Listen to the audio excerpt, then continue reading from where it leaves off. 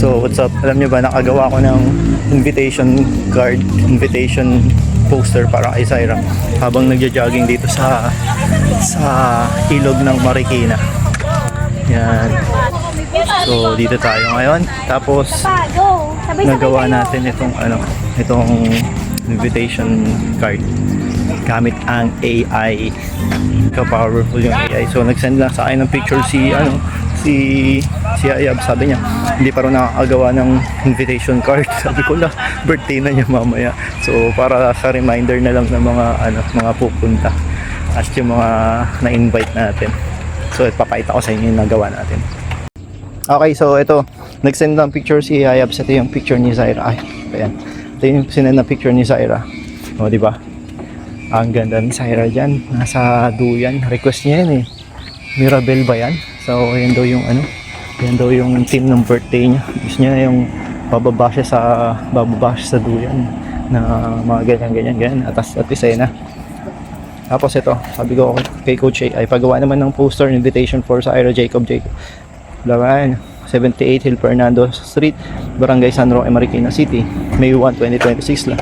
Tapos nakalimutan ko ilagay dyan yung pangalan ng venue, which is yung Garden Mirror nga. Then ito, nag-send siya ng ginawa niya. So wala nga yung Garden Mirror, dalawa yung pinadala niya. So namili ako, mas pinili ko tong isa. So sabi ko dyan, padagdagan pala ng venue, Garden Mirror. Tapos yan, send siya.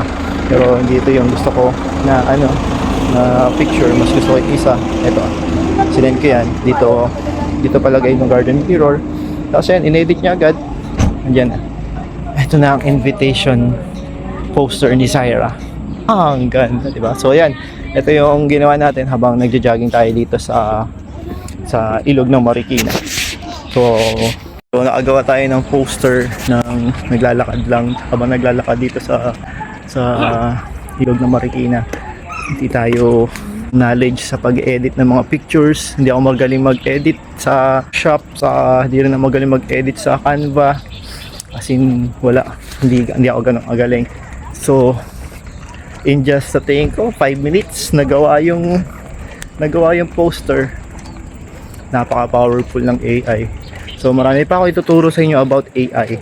Kung gusto niyo pang may mas matutunan, please click the follow button, subscribe, and yung business ko na Doride ng mga bola, yung online shop, yan, ginagamitan natin ng AI yan. So tuturo ko rin dito lahat yan para, sabi kasi maraming mawawalan ng trabaho sa paggamit dahil sa AI. So sa tingin ko kailangan gamitin ng AI para mas survive. Pag ginamit ng AI, mas magiging powerful. Pag marunong kayo sa AI, hindi kayo bibitawan ng kumpanya nyo, mas mamahalin kayo, diba? Pag ako magtrabaho kaya ako, no? AI expertise.